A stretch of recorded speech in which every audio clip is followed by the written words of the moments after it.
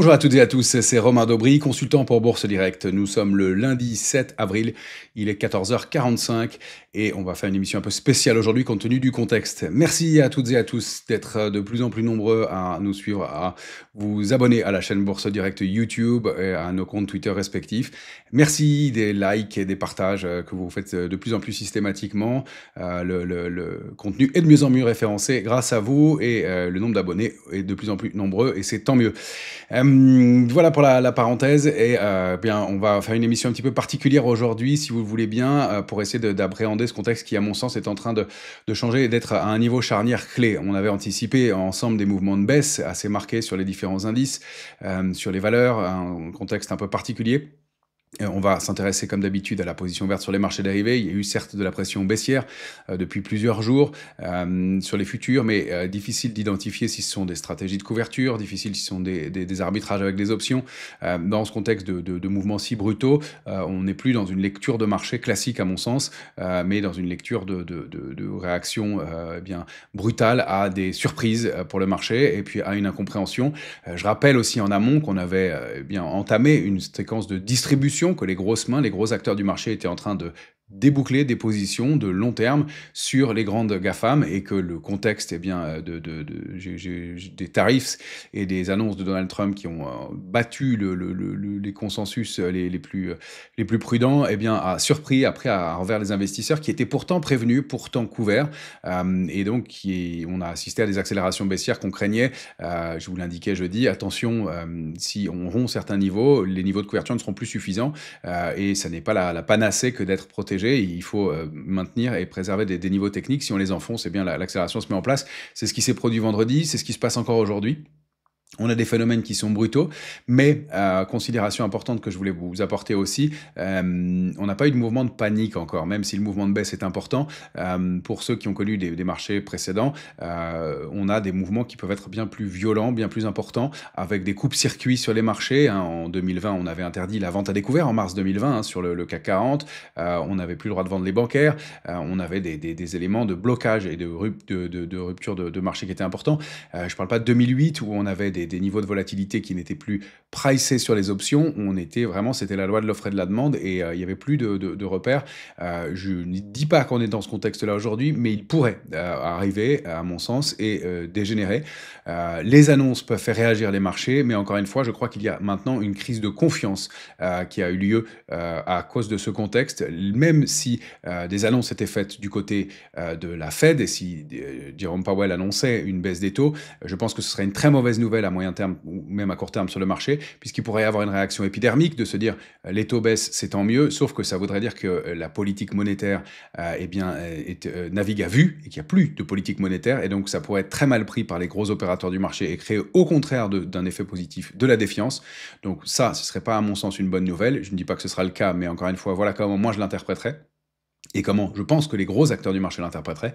Par ailleurs, si Donald Trump annonçait des accords avec la Chine en disant que, il est maintenant qu'ils vont s'arranger, etc., il pourrait y avoir des réactions épidermiques rapides, de rebond, puisqu'on a eu un peu d'excès à court terme. Mais je ne vois pas des acteurs forts, des grosses mains solides du marché travailler dans ce contexte et à l'achat et de se dire que, malgré les points de baisse, il y a des niveaux d'entrée solides. Encore une fois, les grands acteurs du marché traitent le risque, mais ils n'aiment pas du tout traiter l'incertitude, et des revirements d'annonces pourraient être plutôt néfastes, même si, encore une fois, ils pourraient alimenter des rebonds à court terme. Je voulais souligner quelque chose aussi par rapport à 2022. Quand le mouvement de hausse s'est produit, il a été alimenté au début par des mains faibles du marché, ce qui est rarissime, puisque tout le monde anticipait la récession et qu'on avait de grosses stratégies baissières sur les marchés, avec des acteurs positionnés lourdement à la baisse. Je vous rappelle qu'on avait 4,5 millions de contrats futurs ouverts sur l'Eurostoxx en octobre 2022, septembre-octobre 2022, alors qu'on en a 2 500 000 à l'heure actuelle. Donc la position ouverte a d'ailleurs augmenté dans le sens de la baisse récemment. Il y a de la pression baissière. Et donc, on n'avait pas les mêmes configurations. Les gros acteurs du marché se sont fait tordre le bras par les petits acteurs du marché qui les ont obligés à déboucler des positions baissières. Mais on était en bas de marché. Là, on est en haut de marché et il n'y a pas de grosse stratégie baissière en place. On avait allégé des positions gagnantes depuis 5 ou même 2 ans pour le rebond qui a été entamé depuis 2022. Le S&P, 180% depuis octobre 2020 et soit 80%, dont 80% depuis octobre 2022. Donc on n'a pas la même configuration non plus, même si des mains plus faibles du marché anticipaient ou réagissaient plus vite, je ne suis pas sûr qu'elles soient de nature à recréer de l'intérêt par des gros acteurs du marché actuellement. Voilà pour la parenthèse de contexte, mais il me semble important de ne pas parler que d'analyse graphique, mais d'expérience et de lecture, de ce qui se produit aujourd'hui, qui peut être à mon sens plus important. On n'a pas eu donc ces éléments de panique, on a un comportement et un contexte et des niveaux de marché qui sont différents de 2022, une crise de confiance qui pourrait avoir lieu et qui pourrait engendrer des mouvements plus importants. Et encore une fois, je ne suis pas sûr que, quelles que soient les annonces faites dans les jours qui viennent, ils soient de nature à rassurer profondément et franchement les opérateurs. Ceci étant dit, on va aller regarder le marché, on va faire un point sur le calendrier de la semaine. On a quelques rendez-vous importants à surveiller, que je reprends ici. Mercredi, donc, ce sera l'entrée en vigueur des tarifs. Donc, évidemment, d'ici là, on peut avoir des annonces, encore une fois, des négociations, beaucoup de volatilité. On aura mercredi soir les minutes de la Fed, donc le compte-rendu de la dernière réunion de la Fed, des éléments de précision de l'évolution de la politique monétaire, donc peut-être aussi à surveiller mercredi soir à 20h. Jeudi, on aura un gros chiffre, c'est un chiffre d'inflation aux États-Unis. Ça va être important aussi dans ce contexte où on craint que la politique annoncée par Donald Trump soit inflationniste. Encore une fois, c'est le sentiment des grands économistes. Ce n'est pas mon métier, mais je suis d'accord avec ce scénario qui est le fruit du travail des spécialistes. Et puis vendredi, on aura l'inflation en Allemagne, moindre importance, un discours de Christine Lagarde aussi, et puis les prix à la production qui seront publiés. Deuxième chiffre d'inflation important de la semaine, même s'il est un peu moindre que l'indice des prix à la consommation, le fameux CPI, qui sera publié jeudi. Mais aussi, c'est le début des saisons des publications trimestrielles des entreprises. Ça va commencer avec le secteur bancaire. On aura JP Morgan, Wells Fargo, Morgan Stanley et BlackRock qui publieront vendredi. Cette saison des publications, elle va être sous haute tension parce que, en fonction des résultats, il y aura des arbitrages à faire, mais il va aussi y avoir des perspectives. Et je crains que dans ce contexte-là, les perspectives soient difficiles à donner par les entreprises qui n'y verront plus clair. Il y a toute une série de tarifs qui n'a pas été annoncée encore sur les semi-conducteurs, sur le cuivre, sur différents actifs. Et donc, ça enlève de la visibilité pour les entreprises. C'est très compliqué de donner des perspectives. Et ça, les opérateurs, ça peut les gêner aussi beaucoup. Donc, encore un élément de plus pour troubler l'incertitude et pour troubler la lecture actuelle, augmenter et ajouter à l'incertitude et donc entraîner des mouvements compliqués. Voilà pour cette introduction un peu plus longue que d'habitude, mais dans lequel que le contexte actuel justifie à mon sens. Et on va aller voir nos indices graphiques ensemble avec, pour commencer, je vous ai affiché le Nasdaq, on y reviendra, mais on va commencer par le S&P qui n'est pas encore ouvert à 7 heures, mais que les futurs annoncent en nette baisse pour l'instant. On est en baisse sur le S&P à 4973 pour l'instant. Vous vous souvenez dans notre lecture du marché mensuel que vous voyez ici, qu'on est depuis quelque temps dans cette phase de distribution qu'on a largement commentée. Les retracements des marchés boursiers sont fréquemment de 50 à 60%. Je vous ai repositionné ici Fibonacci avec ce niveau de retracement qui est souvent de 50 à 61,80, donc une zone cible possible. Pour l'instant, le futur est à 4973, mais les futurs en préouverture ce matin, les futurs américains ont coté jusqu'à 4775 points. Donc on a flirté avec cette zone-là. Il arrive fréquemment que les niveaux vus sur les futurs, on les revoit en séance. Donc attention à des répliques baissières, même si les futurs remontent un peu pour l'instant sur les marchés américains. On ne perd plus que 2% sur le Nasdaq, plus que 2% sur le S&P à l'instant, mais avec un gap baissier hebdomadaire. Et surtout, on est en train de mettre en balance la ligne de tendance haussière sur le S&P. Donc pour le niveau à regarder en mensuel, c'est 4974. On vaut 4974 pile à l'instant. Et donc, c'est la ligne de tendance haussière qui est active sur le S&P. Vous l'avez ici et qui est très propre depuis mars 2020. Donc, on est peut-être à un niveau clé. Les plus optimistes penseront que c'est un point d'entrée et que ça va repartir. C'est possible. Encore une fois, je ne prédis pas l'avenir, vous le savez. Ce n'est pas ma prétention, mais simplement de lire le contexte et le comportement du marché. C'est ce que j'essaie de faire avec vous. On a retesté cette borne basse ici. On l'a retesté là. Vous voyez qu'on l'avait enfoncé ponctuellement avant de la réintégrer le mois suivant. Donc, ça peut être long, ce contexte aussi. Mais attention à des répliques et à la rupture de cette ligne de tendance haussière de long terme et à la fin d'un mouvement de long terme sur le S&P. Donc avec cette zone 4508, 4802 qui est une zone clé. J'ai pris comme retracement le mouvement haussier de 2022 à 2024, hein, d'octobre 2022 à janvier 2024. On pourrait être plus pessimiste et voir des extensions plus importantes si on prend toute la hausse qu'on a effectuée depuis le creux du Covid en mars 2020. Et dans ce cas-là, le niveau de retracement, il peut renvoyer à des extensions plus importantes entre 3700 et 4158 points, avec des niveaux de support qu'on retrouve ici. Et voilà, des extensions, alors peut-être larges, peut-être trop importantes, mais ce sont des feuilles de route à surveiller. Je ne dis pas qu'on ira sur ces niveaux-là. Encore une fois, je n'en sais rien.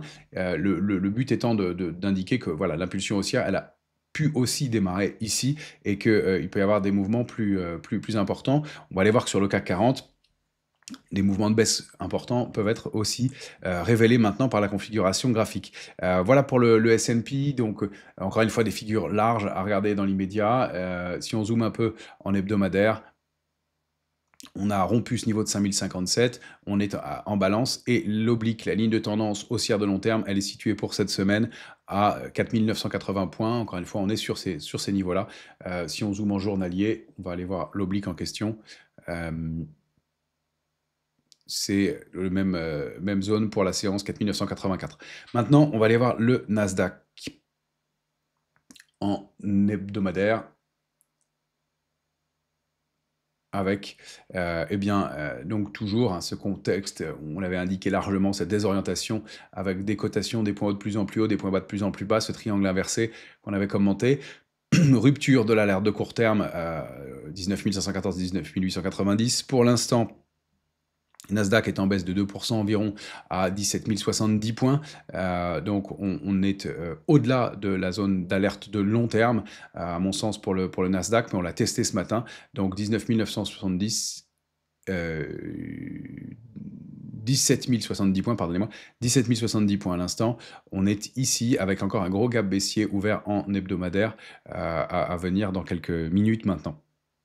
Le risque, encore une fois, c'est d'aller rompre cette alerte de long terme et d'aller former des accélérations, 16 400 et pourquoi pas 15 100 points. Si on regarde les niveaux de support majeurs de long terme, on a d'autres niveaux clés hein, que j'ai supprimés depuis le temps. Ça fait longtemps qu'on n'avait pas revisité ces niveaux-là. Cette zone-là, assurément aussi à 15 750, serait un niveau important. Pour le Nasdaq, il faut repasser 17 715, réintégrer la zone d'alerte de moyen terme, rebondir, reconstruire, mais encore une fois, on n'a aucun signal dans ce sens-là. On a déjà des volumes à cette heure-ci qui sont colossaux sur nos indices européens. Il y a un vrai mouvement de baisse important, mais encore une fois, on n'a pas connu, malgré la baisse importante en quelques jours, de panique, de sell-off, de capitulation brutale qu'on a pu connaître par le passé dans des mouvements de baisse marquée. Je voulais vous montrer la volatilité, l'indice VIX. Ça, c'est aussi un des sujets d'interrogation pour le moment, puisque le VIX a laissé ouvert 3 gaps d'affilée. Il en a déjà comblé un manifestement. Voilà, il a comblé celui du jour. Tant qu'on n'est pas réinstallé sous 43 de volatilité, les risques de réplique baissier sont importants. Et vous voyez qu'encore une fois, la technique a bien fonctionné. Donc ce gap laissé ouvert n'est déjà plus valable ce matin et a déjà été comblé. En revanche, en journalier, on a 2 gaps qui sont restés ouverts depuis jeudi dernier. Pardon pour ces petits traits d'essai. On a laissé ouvert un gap jeudi matin, donc sous le niveau de 24,60 ici. Et deuxième gap là, laissé ouvert vendredi matin. Plus petit celui-ci, mais toujours valable, toujours ouvert aussi, sous le niveau de 29,92. On sait que les gaps sont toujours comblés sur le VIX et à brève échéance en général, ce qui n'est pas le cas sur la plupart des actifs. Celui de ce matin l'a déjà été, donc c'est de ce doute, mais vous voyez que la volatilité repart déjà. Donc il faut se réinstaller franchement sous 43,15 et que la volatilité se détende, bien entendu.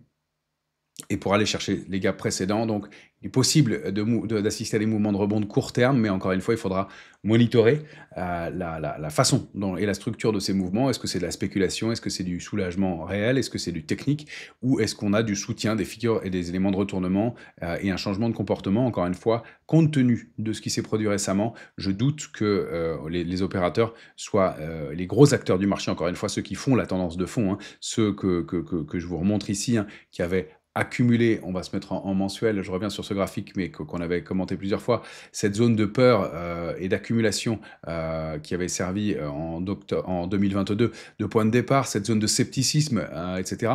Tout ce mouvement-là, c'est un mouvement de très long terme où tout le monde parlait de récession, mais où les gros acteurs, j'enlève Fibonacci pour que ce soit plus lisible, où les gros acteurs avaient accumulé des positions, hein. Ensuite, on a eu la phase donc de pessimisme, puis d'optimisme, de consensus, et puis l'euphorie, on l'a atteinte ensuite ici. Mais pour dire que ce sont des mouvements qui prennent du temps et que pour des gros acteurs, ces acteurs qui rentrent ici, eh bien, il faut quelque chose de clair, de lisible et qui est une forme de capitulation. Je ne suis pas sûr qu'on puisse rebondir tout de suite.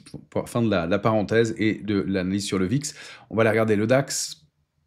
Alors le DAX, une réaction hyper brutale sur un niveau de support clé en étant mensuel, bien 18 492. La ligne de tendance haussière de long terme du DAX, hein, qui est active depuis octobre 2022, qui avait été testée en août dernier, a été retestée et pour l'instant le DAX réagit et ne perd plus que 3,48%. Si on zoome en hebdomadaire, on a encore une fois des forces de rappel importantes et ce niveau et cette oblique est vraiment clé. Il faut absolument préserver 19 810 et on vient rebuter sur 19 910 points. Reste que les alertes ont toutes été enfoncées, alerte de court, alerte de moyen terme. Et pour l'instant, il faut réintégrer au moins ce gap et repasser 20 905 pour envisager du mieux sur le DAX. Et on voit que la configuration, pour l'instant, laisse de gros doutes à ce sujet, même si on a bien réagi sur cette zone clé 18 492, 18 910. Donc attention à des répliques baissières contre ces niveaux actuellement pour le moment. Pour l'Eurostoxx, eh bien, regardez où on est situé, on revient à l'intérieur du canal haussier, je vais dézoomer en mensuel. Le message, pareil, est très mauvais puisque les opérateurs avaient consolidé dans une grande plage de fluctuation hein, qu'on avait largement aussi commenté à l'époque ensemble, 4678, 4572 en bas pour les plus extensions, mais 4678, 5008 points. On était resté bloqué dans cette zone-là longtemps avant de réaccélérer à la hausse. Et regardez où on est aujourd'hui. On a réintégré ce canal, on a préservé 4572, mais tout l'effort et tout la surperformance qu'on avait construite et ce qui avait été acheté depuis le début de l'année sur les indices européens a été non seulement après une large pause détruit, mais invalidé en grosse partie et on revient sur la borne basse de ce canal. Donc c'est vraiment pas un bon message graphiquement encore une fois. Si on va être un peu pessimiste, malheureusement, on peut envisager des extensions de la taille de la structure actuelle. Donc déjà du range, ça renverrait si on prend le petit range à des niveaux situé aux alentours des 4348 points. Et si on est vraiment pessimiste, de voir que cette structure pourrait être une structure en tasse et anse inversée, avec dans ces cas-là, eh bien, en duplication, la taille de la structure et des mouvements de baisse plus marqués. Alors, je ne dis pas que ça ira ici, je ne sais pas ce qui va se passer, je dis que c'est à considérer dans ce contexte-là, hein, j'insiste vraiment là-dessus. Encore une fois, on monitore le marché, on essaye de trouver des éléments quand la lecture est claire et faisable, voilà. Mais on pourrait avoir des mouvements de retournement et renvoyer l'indice Eurostoxx dans cette zone 3974, 4120 points, donc des mouvements de baisse complémentaires.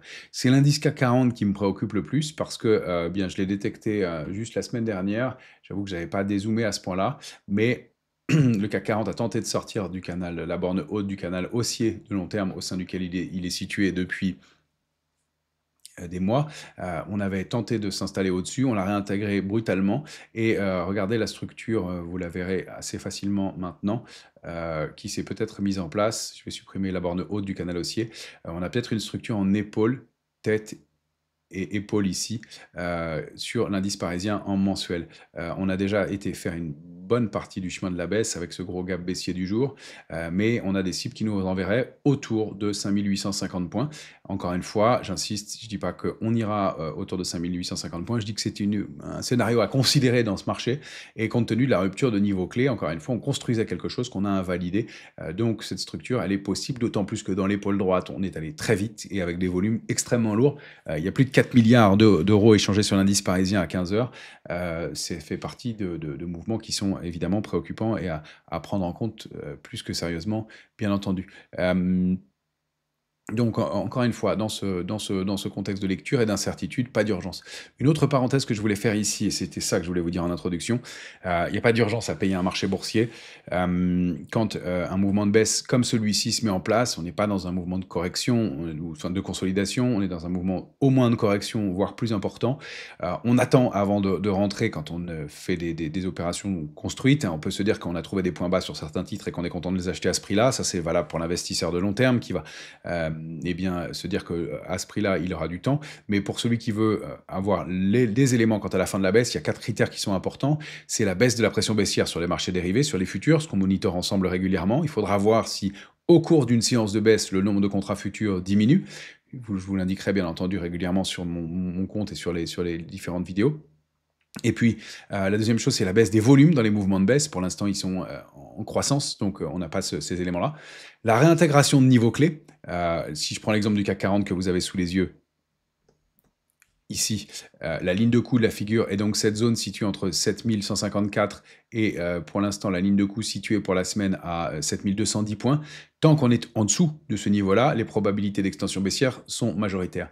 Donc si on rebondissait, qu'on arrivait à réintégrer ce niveau-là en clôture hebdomadaire, mais mensuelle encore mieux, eh bien là on pourrait considérer qu'on invalide ce mouvement de baisse pour l'instant qui est assez violent, assez brutal. On peut donc monitorer, et c'est le deuxième critère. Et puis le dernier critère, ce sont des structures de retournement haussière ou sur les valeurs individuellement qui permettent d'envisager des rebonds. Or, pour l'instant, on a des réactions haussières et des points d'entrée, puis des arbitrages.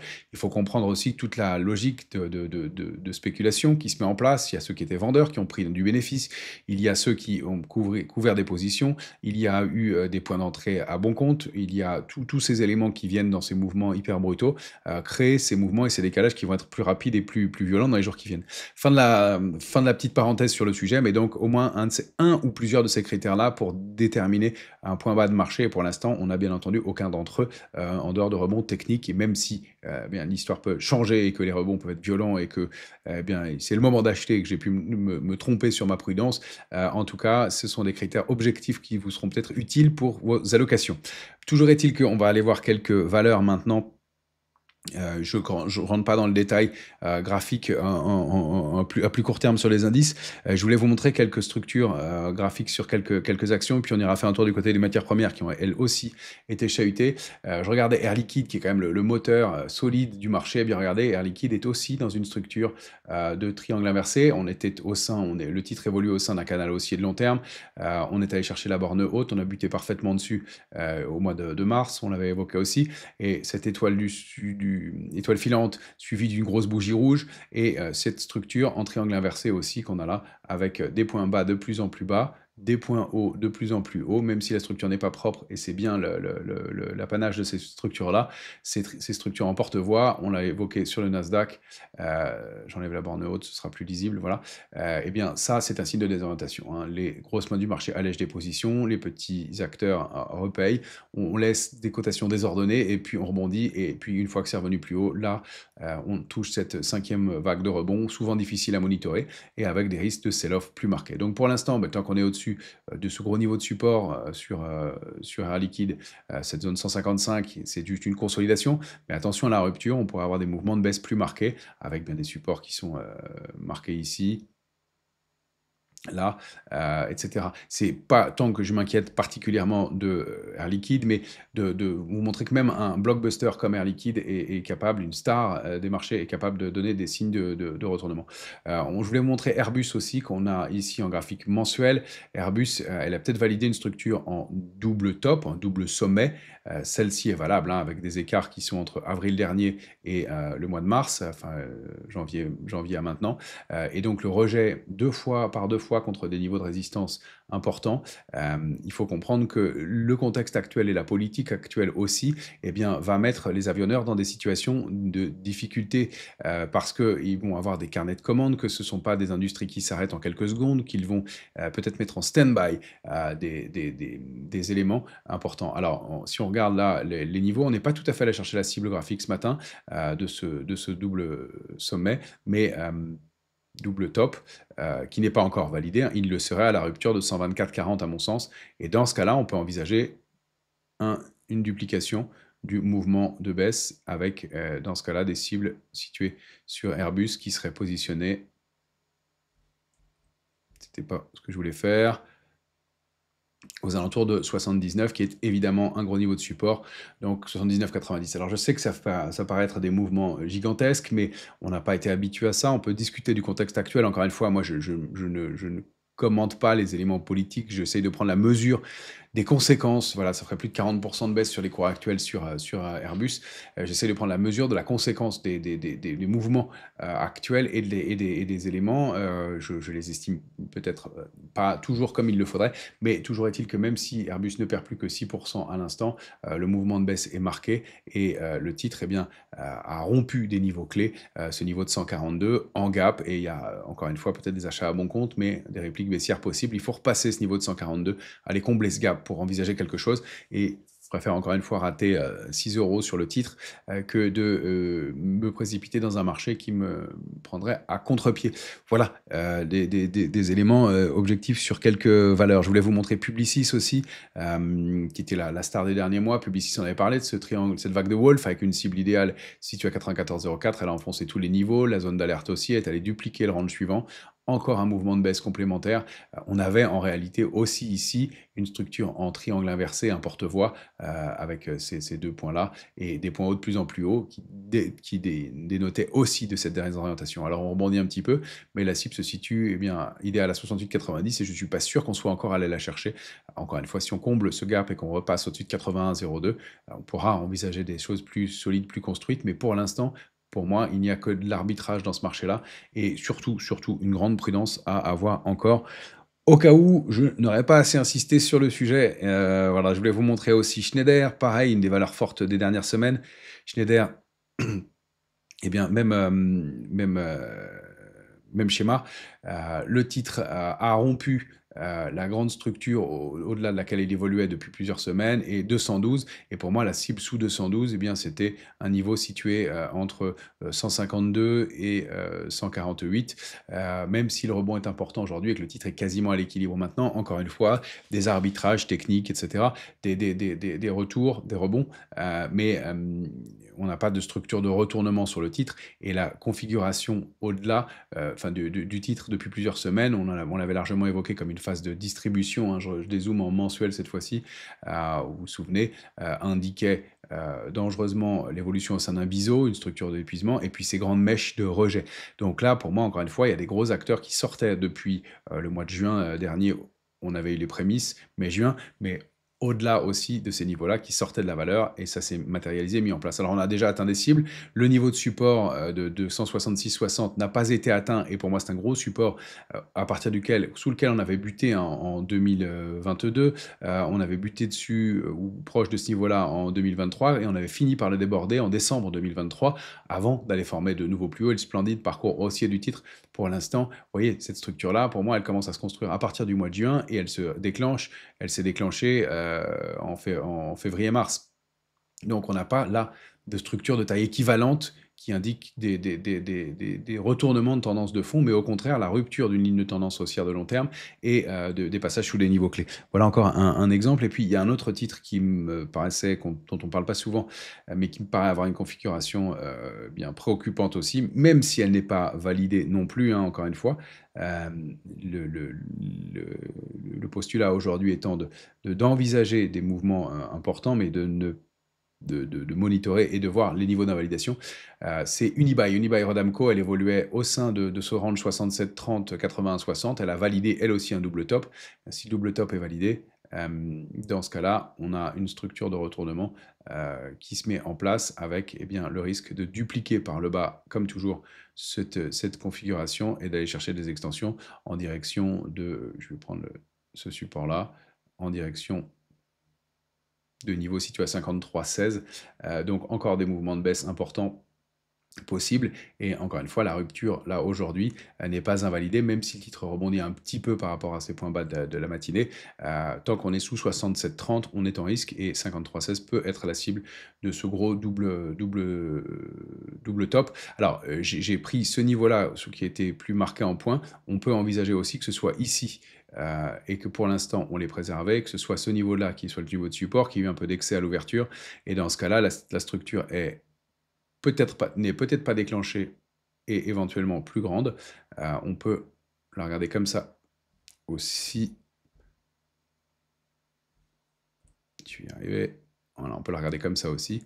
Et donc envisager des mouvements de baisse complémentaires à la rupture une nouvelle fois de ce niveau de 64,20. Et dans ce cas-là, aller chercher des extensions un peu plus basses aussi.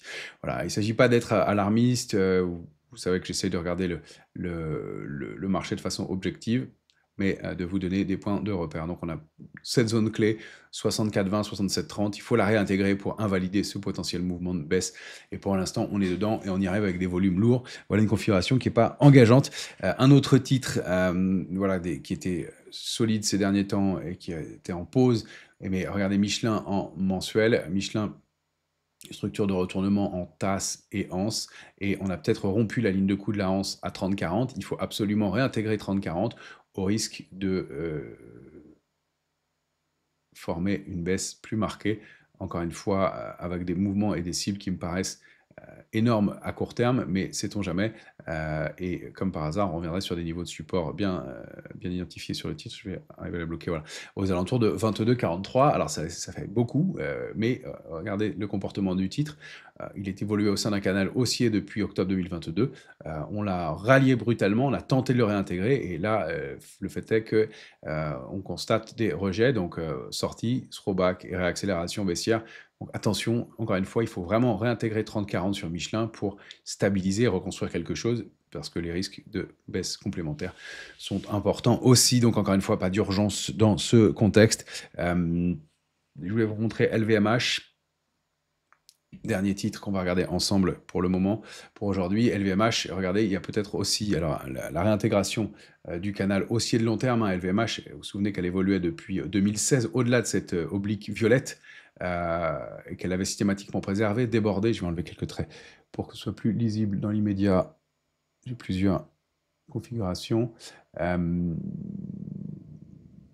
Donc LVMH qui est passé sous les 500 aujourd'hui, qui se reprend maintenant un peu, qui reste quand même sous 516 dans l'immédiat. Et donc LVMH qui a rompu, pour l'instant en tout cas, cette oblique qu'elle avait systématiquement préservée et largement débordée et abandonnée depuis 2016. Donc un niveau clé aussi ici. C'est pour ça que parfois je garde ces anciens canaux parce qu'ils donnent des points de repère importants. On avait oscillé autour de la borne haute pendant quelques temps, tenté de rebondir et on a réintégré violemment. En revanche, le risque, et là, c'est une autre configuration. Je vais supprimer le canal et remettre le scénario négatif, on va dire. Encore une fois, j'espère me tromper et ce sera tant mieux si on ne valide pas ces scénarios-là. Mais on a peut-être aussi les mèches basses débutées en 2021, juin 2022, point bas de novembre dernier et le point bas du mois de mars, eh bien, permettent d'envisager une structure de retournement en épaule, tête-épaule énorme sur LVMH. Ça me paraît énorme, j'arrive pas à justifier non plus pourquoi on irait aussi bas sur le titre, mais la cible dans ces cas-là, elle serait située aux alentours de 215 sur LVMH, dans un contexte compliqué. Alors, je ne dis pas qu'LVMH ira à 215, 20, 216, je dis que la configuration graphique permet de l'envisager aujourd'hui, mais qu'il faut réintégrer et redéborder ce niveau clé qui est situé pour le mois entre 568 et 576 et se réinstaller au-dessus et que, eh bien, soit on assiste à quelque chose, une figure de retournement, du soutien acheteur, quelque chose qui se construit ici, mais que si ça n'est pas le cas, les risques d'extension baissière sont possibles sur le titre, encore une fois, parce qu'il y a un changement de paradigme important et qu'on rompt des niveaux qu'on n'avait pas rompus avant.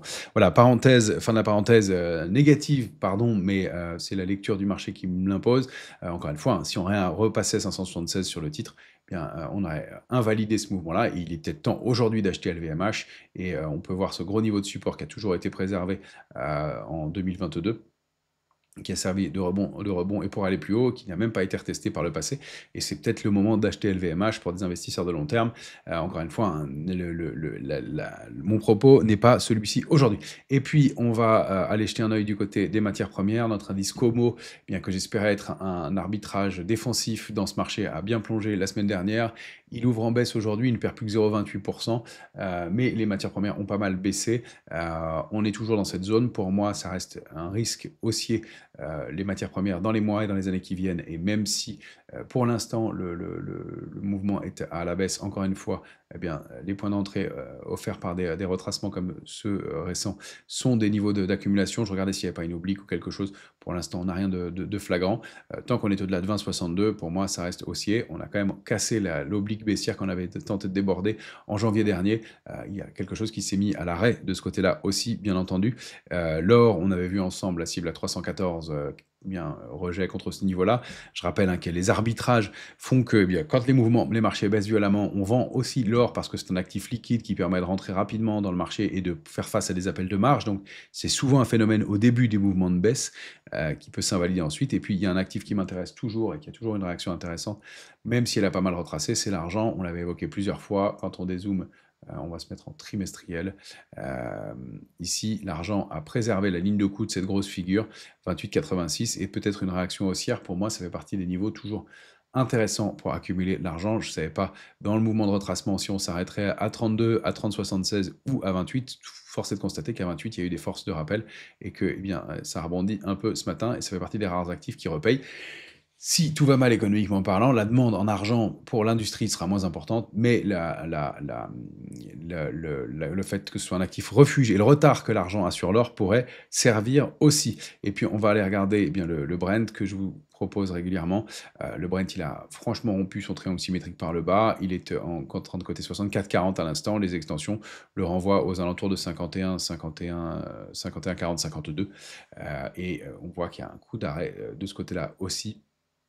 Et ça n'est pas le rattrapage du pétrole sur le cuivre qui a lieu ici, mais bien la baisse globale des matières premières, même si, encore une fois, certaines surperforment comme l'argent, alors que le cuivre est en baisse de 2,25 aujourd'hui. Il est allé tester la borne basse, la ligne de tendance haussière active depuis plusieurs semaines, mais on bute, on est coincé dans un étau entre ce gros niveau de résistance à 4,55 qu'on tentait de déborder, et puis cette ligne de tendance haussière. Pour l'instant, pas de momentum, et un cuivre qui bien, reste, à mon avis, à accumuler pour sa valeur importante pour la transition énergétique. Deux dernières valeurs que je voulais vous montrer, c'est Tesla, qui me laisse à penser qu'on n'a pas vu la fin des cibles baissières. Je vous l'ai montré plusieurs fois, cette structure en épaule-tête-épaule.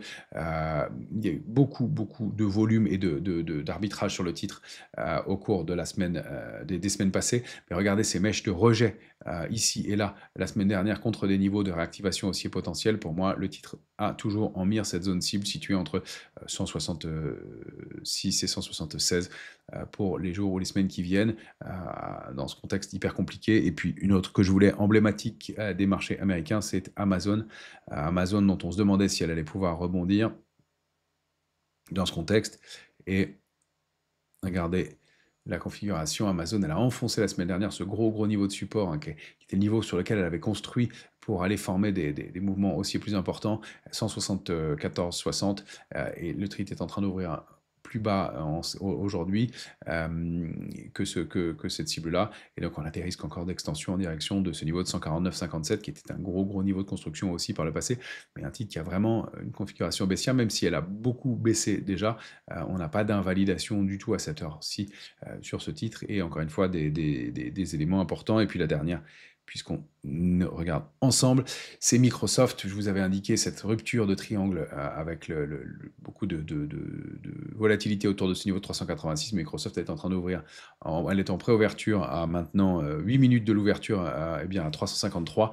On a vu plus bas sur les futurs et les extensions peuvent mener à 318, voire des niveaux situés aux alentours de 306, 307. Donc prudence encore, il faut réintégrer 363 et reconstruire quelque chose pour repartir à la hausse et invalider ce mouvement de baisse avec cette large structure de retournement, encore une fois, formée depuis des mois et depuis le mois depuis l'été dernier, hein, depuis juillet dernier, sur Microsoft pour invalider ce mouvement. Voilà. Beaucoup d'éléments, j'espère des points de repère pour vous dans ce marché. Encore une fois, vous l'avez compris, le maître mot, c'est prudence, même si il y a des réactions haussières rapides, des arbitrages, mais je pense qu'il faut prendre la mesure de ce contexte qui est, à mon avis, un vrai changement profond et qui, au mieux, au meilleur des cas, sera un peu long avant de pouvoir reconstruire. Je vous souhaite une excellente semaine à toutes et à tous.